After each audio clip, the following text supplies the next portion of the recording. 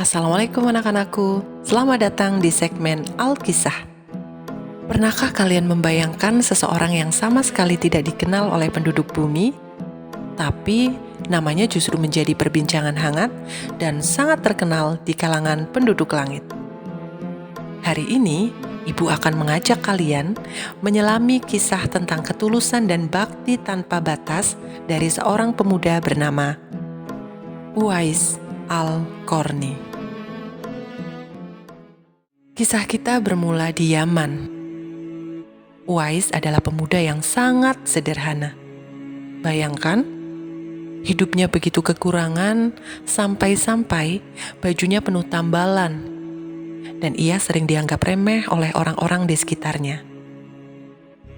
Namun, di dalam dadanya, Uwais menyimpan harta yang paling ia cintai, melebihi nyawanya sendiri, yaitu ibunya yang sudah tua, buta, dan lumpuh. Suatu hari, sang ibu membisikkan sebuah keinginan yang membuat hati Uwais bergetar. Beliau sangat ingin menunaikan ibadah haji ke Mekah. Mendengar itu, Uwais tidak mengeluh tentang jarak yang sangat jauh atau kemiskinan mereka yang bahkan tidak memiliki unta untuk kendaraan. Saat itu, Uwais hanya bisa terdiam sambil menahan haru.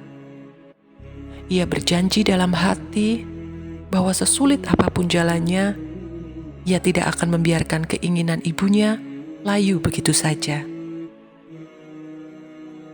Nah, disinilah bagian yang sangat luar biasa. Uwais memutar otak untuk mewujudkan mimpi ibunya. Ia membeli seekor anak domba yang kecil.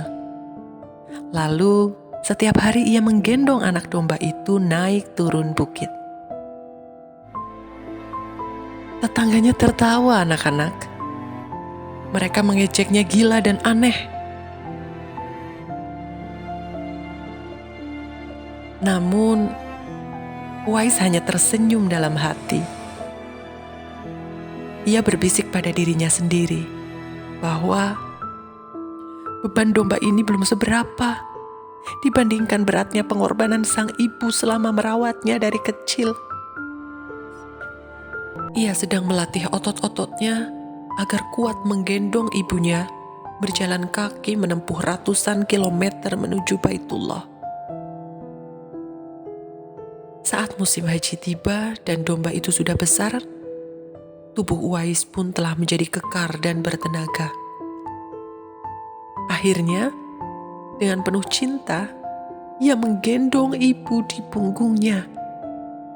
Berjalan kaki menempuh jarak yang sangat jauh dari Yaman ke Mekah, melewati padang pasir yang panas membara demi memenuhi keinginan sang ibu.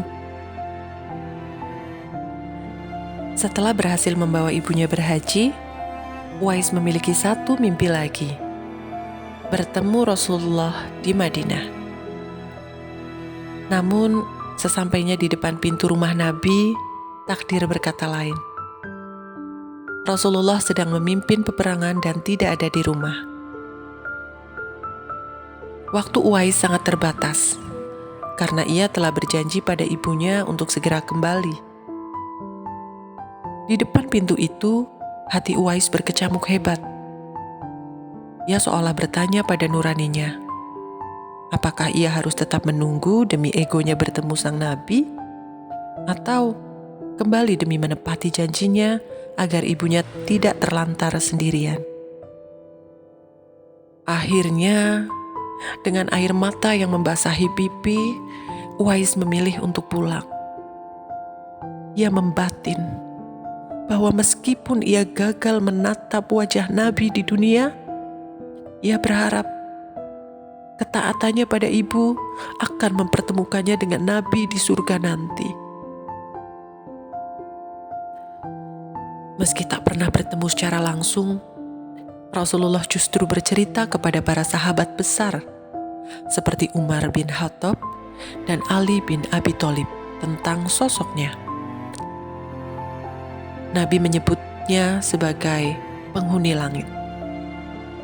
Bahkan saat Uwais wafat, penduduk bumi dikejutkan oleh ribuan pelayat misterius yang tiba-tiba hadir mengurus jenazahnya. Orang-orang di Yaman saat itu hanya bisa saling berbisik heran. Bertanya-tanya, siapakah sebenarnya pemuda lusuh ini? Hingga Allah mengutus penduduk langit untuk memberikan penghormatan terakhir padanya. Anak-anakku, dari Uwais kita belajar bahwa kemuliaan sejati tidak diukur dari seberapa viral kita di media sosial. Kemuliaan sejati terletak pada sejauh mana kita berbakti dan memuliakan orang tua kita.